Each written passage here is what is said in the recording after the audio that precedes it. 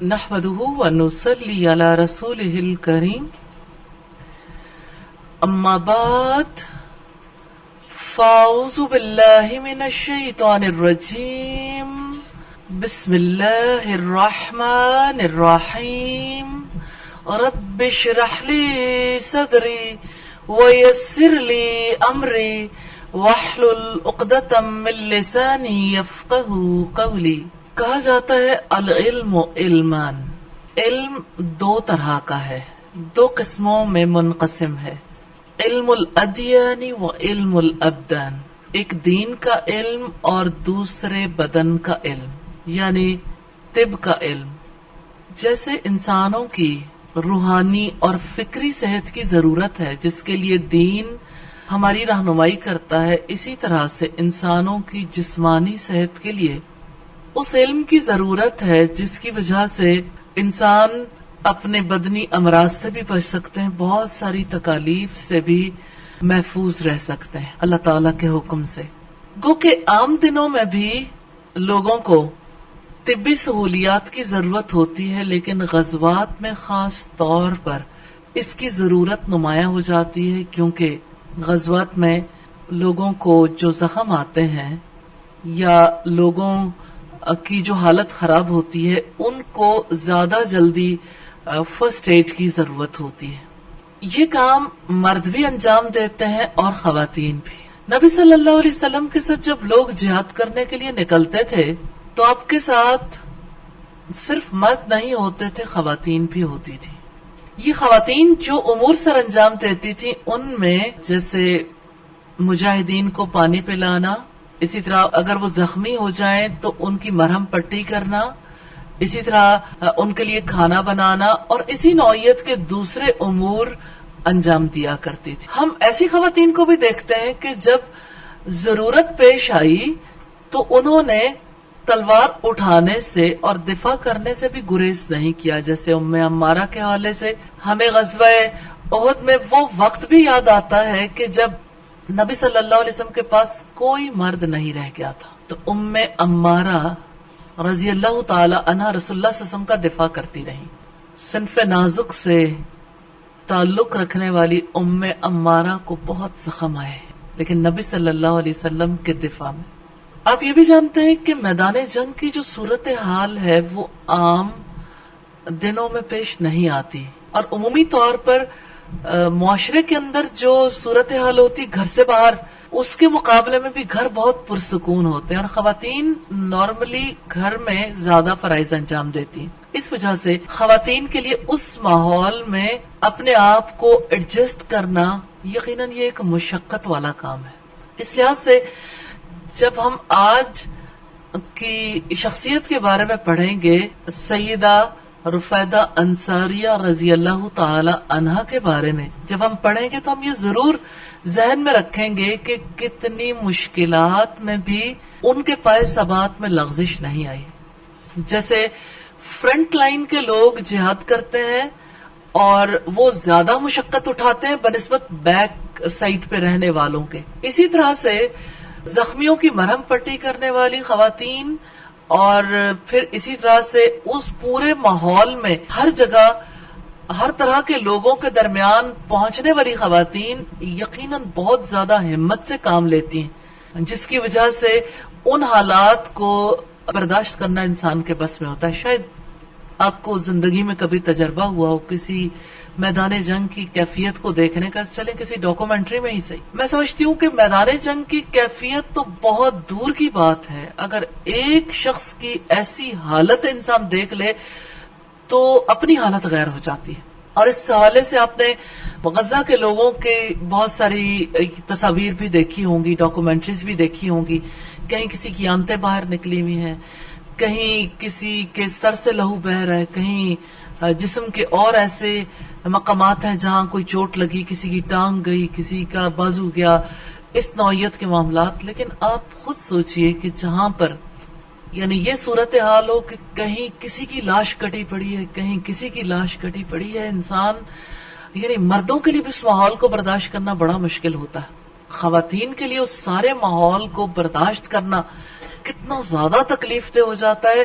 یہاں بیٹھ کر اس وقت ہی آپ اندازہ لگا سکتے ہیں جب آپ اس پورے ماحول کو کسی نہ کسی جگہ آبزرو کرنے کے قابل ہوں. آپ کے پاس ڈاکومنٹریز ہو سکتی ہیں، ایسی چیزیں ہو سکتی ہیں جس کی وجہ سے آپ کے ذہن میں وہ نقشہ بندھے کہ ان خواتین کا کام کتنا بڑا تھا. آپ اس کو یوں بھی دیکھ سکتے ہیں کہ ایک ہلکے سے دھماکے کی آواز آتی ہے نا، ہلکے سے، تو خوف کے مارے سارے لوگوں کی کیا صورتحال ہو جاتی. کہیں سے پٹاخے چل رہے ہیں اور لوگ سمجھتے ہیں کہ شاید فائرنگ شروع ہو گئی. جہاں فائرنگ ہو رہی ہو وہاں صورتحال اور زیادہ خراب ہو جاتی ہے.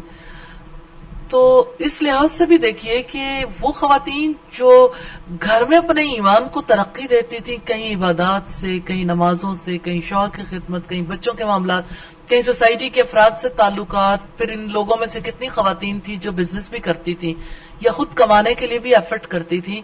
کہیں تو یہ بڑے سکون والی زندگی، اور کہاں اللہ تعالیٰ کی رحمت سے وہ اتنے مشقت والے حالات کو بھی برداشت کرنے کے قابل ہو جاتی ہیں، اور اس مقام پر پہنچنا اپنے لیے دنیا کا سب سے بڑا کام سمجھتی ہیں. تو سیدہ رفیدہ کے بارے میں یہ بات ذہن میں رکھیے گا کہ وہ فرنٹ اینڈ پہ کوئی جہاد کرنے والوں میں شامل نہیں تھی، لیکن مجاہدین کی مرہم پٹی کرنے کے لیے اور مجاہدین کا ساتھ دینے کے لیے انہوں نے کہیں کمی نہیں کی.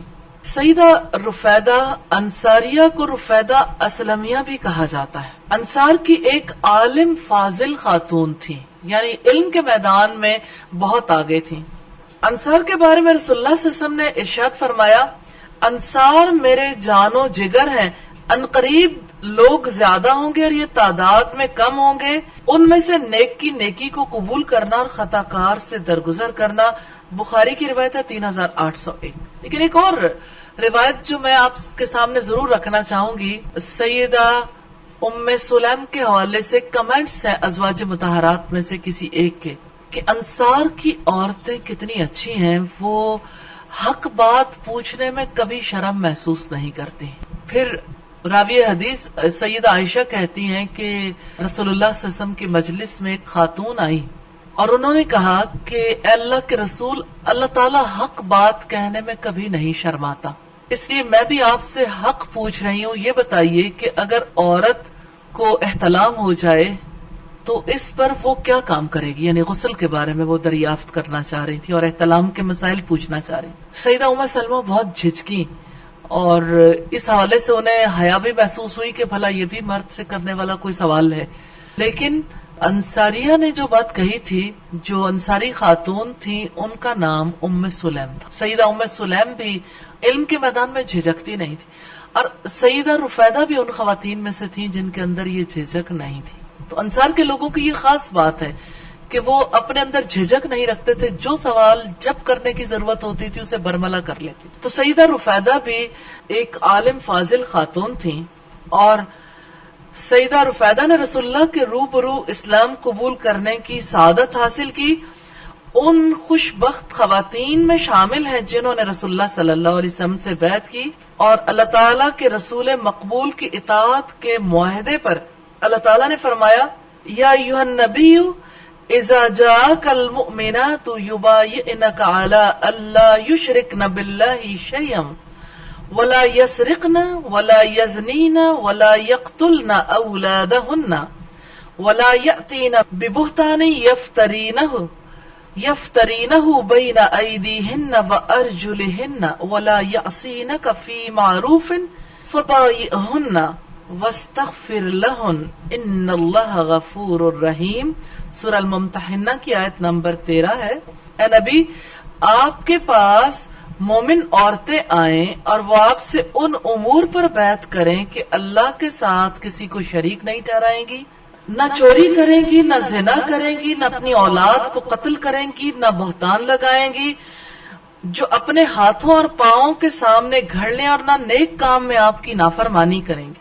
تو آپ ان سے بیعت لے لیں اور ان کے لیے اللہ تعالیٰ سے مغفرت مانگیں، بے شک اللہ غفور و رحیم ہے. مسند احمد کی روایت ہے. تو اس روایت سے ہمیں یہ پتہ چلتا ہے کہ وہ کیا امور تھے جن پر انصار کی خواتین نے بھی بیعت کی تھی. یعنی اگرچہ یہ بیعت مکہ میں بھی ہوئی، لیکن مدینہ کی خواتین نے کس طرح سے آپ صلی اللہ علیہ وسلم کے ہاتھ پر آ کر بیعت کی تھی. سیدہ رفیدہ کے حوالے سے بڑے خاص پہلو ہیں جو ہم دیکھیں گے. ایک پہلو تو ہم نے دیکھا، انشاءاللہ تعالی مزید دیکھیں گے ان کی طبی خدمات کے حوالے سے. لیکن ایک بڑا خاص پہلو ہے کہ انہوں نے جب اسلام قبول کیا، جب رسول اللہ کے ہاتھ پہ بیعت کی تھی تو شوہر سے پوچھے بغیر ہی. اور ایسی خواتین چند ایک نہیں تھیں، ان کی بہت بڑی تعداد تھی جنہوں نے اپنے گھر والوں سے اجازت کے بغیر بیعت کی تھی. اور ہر گھر میں صورتحال مختلف ہو گئی تھی، اس اعتبار سے کہ کہیں بیوی مسلمان ہو چکی تو شوہر جو ہے اس پہ ظلم ڈھا رہا ہے، کہیں بیٹی مسلمان ہو چکی جیسے درہ مسلمان ہوئی تھی مکہ میں تو اس کا والد اس پہ ظلم ڈھا رہا ہے، اور اسی طرح سے دیگر خواتین کا معاملہ تھا. تو یہاں رک کے یہ بھی دیکھنے کی ضرورت ہے کہ آیا کسی شوہر یا کسی باپ کی اجازت کی ضرورت ہے اسلام کو قبول کرنے کے لیے؟ کیونکہ آج جب لوگ دین کی تعلیم حاصل کرنا چاہتے ہیں تو وہ یہ مسکنسیپشن ذہن میں رکھتے ہیں کہ ہمیں اس کے لیے اجازت کی ضرورت ہے، کہ اگر کوئی روکے تو اس سے رک جانا ہے. اس میں کوئی شک نہیں کہ حکمت کے ساتھ ہی معاملات کو چلانا ہوتا ہے، گھر والوں کو اعتماد میں لینا نفع دیتا ہے. لیکن یہ بات ذہن میں رکھیے کہ یہ اختیار اللہ تعالیٰ نے نہ شوہر کو دے رکھا نہ باپ. کوئی بھی اللہ کے دین سے اور اللہ کی خاطر نکلنے سے نہیں روک سکتا، اور یہ نہیں کہہ سکتا کہ اللہ تعالیٰ نے آپ کو میری اطاعت کا حکم دیا ہے تو اللہ تعالیٰ کی اطاعت چھوڑ کر کسی اور کی اطاعت نہیں ہو سکتی. تو ہم جب حالات دیکھتے ہیں مختلف شخصیات کے تو اس کے ساتھ ساتھ اپنے لیے سبق آموز پہلو بھی ضرور لیتے چلے جاتے ہیں. تو یہاں سیدہ رفیدہ کو ہم دیکھ رہے ہیں کہ ان کے گھر میں ایک عجیب صورتحال پیدا ہو گئی. جب انہوں نے اسلام قبول کیا تو اسلام قبول کرتے ہوئے یہ معاہدہ بھی کر لیا کہ نہ اپنی اولاد کو قتل کریں گی، نہ بہتان لگائیں گی، نہ زنا کریں گی، اور پھر نہ نیک کام میں آپ صلی اللہ علیہ وسلم کی نافرمانی کریں گی. رسول اللہ نے خواتین پر ایک شرط یہ عائد کی تھی کہ تم اپنے شوہر کو دھوکہ نہ دینا. سیدہ سلمہ بنت قیس رشتے میں رسول اللہ کی خالہ لگتی تھی. انہیں رسول اللہ صلی اللہ علیہ وسلم کے ساتھ 2 قبلوں کی طرف رخ کر کے نماز پڑھنے کا شرف بھی حاصل ہے. وہ بنی عدی بن نجار قبیلہ کی خواتین میں سے تھیں. فرماتی کہ میں رسول اللہ کے پاس آئی، میں نے انصار کی خواتین کے ساتھ آپ کے ہاتھ پر بیعت کی. جب آپ نے ہم پر یہ شرائط عائد کی، یعنی جو بیعت کی شرائط ہے جو ہم نے اس آیت میں بھی دیکھی، پھر آپ نے یہ ارشاد فرمایا تم اپنے شوہروں کو دھوکہ بھی نہ دینا. تو سیدہ سلمہ کہتی ہیں کہ ہم نے بیعت کی، واپس آ گئی. میں نے ان میں سے ایک خاتون سے کہا آپ واپس جائیں، رسول اللہ سے پوچھیں کہ ہماری طرف سے شوہروں کو دھوکہ دینے سے کیا مراد ہے. آپ نے فرمایا اگر کوئی خاتون اپنے شوہر کا مال کسی دوسرے کو دے کر فخر کا اظہار کرتی ہے تو یہ اس کی جانب سے اپنے شوہر کو دھوکہ دینے کے مترادف ہے. یہ روایت بھی مسند احمد کی ہے. انصاری خواتین کے بارے میں ایک اور مثال بھی آپ کے سامنے آ گئی کہ انصار کی خواتین بات کو مبہم نہیں رہنے دیتی تھی کہ جب رسول اللہ نے کہا کہ شوہروں کو دھوکہ نہ دینا، اب یہ نہیں کیا کہ اپنی طرف سے اس کے معنی متعین کر لیں کہ میں نے اسلام قبول کر لیا، یہ تو شوہر کے ساتھ دھوکہ ہو گیا. اب یہ بھی مفہوم اخذ کیا جا سکتا تھا، اچھا میں اگر کہیں رسول اللہ کی مجلس میں گئی اور شوہر کو نہ بتایا تو یہ بھی دھوکہ ہو سکتا ہے. اچھا پھر ایسی بھی بات ذہن میں آ سکتی تھی کہ میں نے اللہ کی راہ میں کوئی صدقہ و خیرات کیا تو کیا وہ بھی دھوکہ ہو گیا. میں نے نماز پڑھی شوہر کو نہیں بتایا، کیا وہ بھی دھوکہ ہو گیا. اب ایک پوزیشن پہ دیکھیں نا کہ ایک خاتون ہے جس نے اسلام قبول کیا، اور اسلام قبول کرنے کے بعد اب گھر میں اس کی صورتحال بالکل ڈیفرنٹ ہو گئی اور شوہر کی صورتحال ڈیفرنٹ ہے. ایسے میں وہ کیا کرے، کس چیز کو دھوکہ سمجھے؟ تو آپ صلی اللہ علیہ وسلم نے دھوکے کو لمیٹڈ کر دیا شوہر کے مال تک، کہ اس کا مال لے کر دوسروں پر فخر کا اظہار نہ کرتی رہو. یعنی مال کے معاملے میں شوہر کو دھوکہ نہ دینا، یہ مراد ہے. باقی معاملات سارے کے سارے ایسے ہیں جس میں اللہ کی غلامی اختیار کرنی ہے، اللہ کی ماننی. اب شوہر اگر یہ کہے کہ آپ نماز نہ پڑھو، یا شوہر کہے کہ پردہ نہ کرو، یا شوہر کہے کہ آپ علم حاصل کرنے کے لیے نہ جاؤ، یا باپ کہے، تو اللہ تعالیٰ نے یہ حقوق کسی کو نہیں دے رکھے کہ وہ اللہ تعالیٰ کی طرف رخ کرنے سے اور اللہ تعالیٰ کی عبادت کرنے سے اور اللہ تعالیٰ کی خاطر گھر سے نکلنے سے کسی کو روک سکے. مثال کے طور پر جیسے ہم نے دیکھا سیدنا زبیر بن عوام کے حوالے سے کہ سیدنا زبیر بن عوام نے کیا معاملہ کیا سیدہ عاتقہ کے ساتھ کہ ان کو روکنے کی کوشش کی تو سیدہ عاتقہ نے کہا کہ اچھا اب میں آپ سے یعنی آپ مجھے اس کام سے روکنا چاہتے ہو کہ میں رسول اللہ کے پیچھے بھی نماز پڑھتی تھی، میں سیدنا ابو بکر کے پیچھے بھی نماز پڑھتی تھی، میں سیدنا عمر کے پیچھے بھی نماز پڑھتی تھی، یعنی میں گھر سے نکلتی تھی مسجد جانے کے لیے، تو آپ مجھے اس طرح سے روکو گے؟ تو انہوں نے فوراً یہ بات کہی کہ میں آپ کو اس بات کے بعد نہیں روکوں گا. یعنی اس بات کو انہوں نے قبول کیا لیکن دل سے قبول نہیں کیا تھا. اس لیے جو معاملہ ہوا وہ آپ کے سامنے ہے کہ انہوں نے مسجد کے راستے میں کھڑے ہو کے ان کو یعنی گردن سے پکڑا تھا، جس کی وجہ سے سیدہ عاتقہ نے خود مسجد جانا ترک کر دیا. لیکن سیدنا عمر کے حوالے سے بھی ہم دیکھتے ہیں، اور سیدنا عبداللہ ابن عمر کہ صاحبزادے اپنی بیوی سے کہنے لگے کہ میں تمہیں مسجد میں نہیں جانے دوں گا، تو سیدنا عبداللہ ابن عمر نے کہا کہ اللہ کے رسول کا فرمان ہے کہ اللہ کی بندیوں کو اللہ کی مسجدوں میں جانے سے مت روک، تو میں تو تمہیں روکوں گا اگر تم اپنی بیوی کو روکو گے. انہوں نے کہا میں پھر بھی روکوں گا. کہنے لگے کہ غصے میں آ گئے کہ میں تمہیں اللہ تعالیٰ کے رسول کی بات سناتا ہوں اور تم کہتے ہو کہ میں پھر بھی روکوں گا، اگر تم روکو گے تو میں تمہارے خلاف اس کی مدد کروں گا.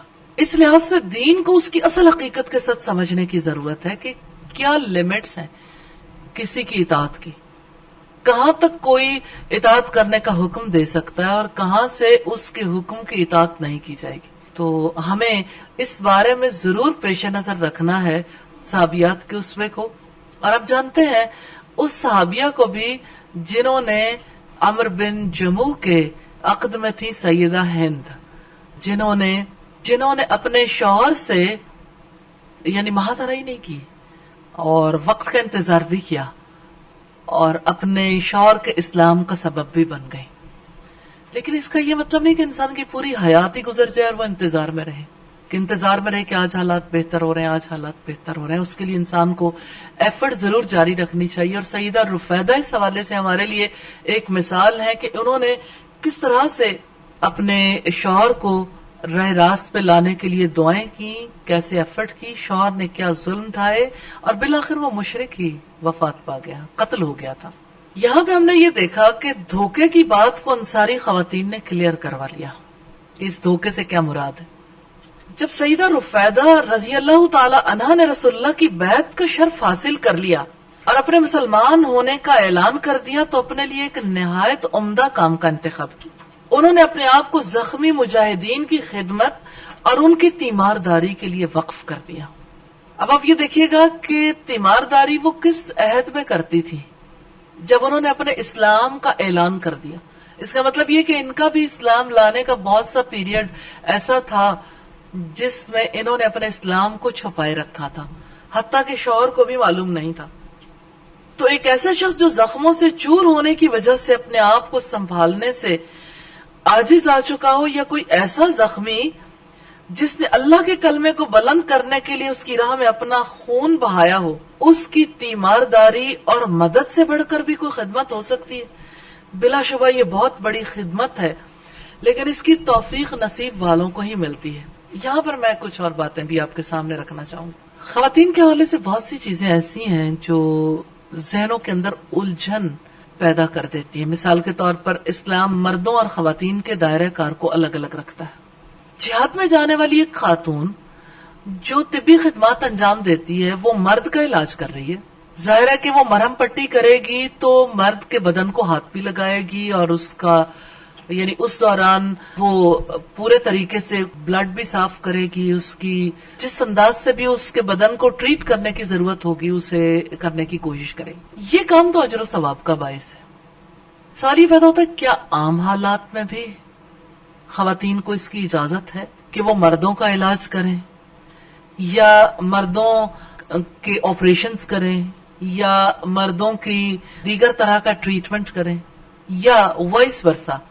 عام حالات میں کیا مرد خواتین کے لیے اسی طرح کی خدمات انجام دے سکتے ہیں؟ جبکہ معاشرے کے اندر ایک بڑی تعداد مردوں کی بھی موجود ہے جو ڈاکٹرز ہیں اور خواتین کی بھی موجود ہے. اس سلسلے میں اسلام ہماری کیا رہنمائی کرتا ہے؟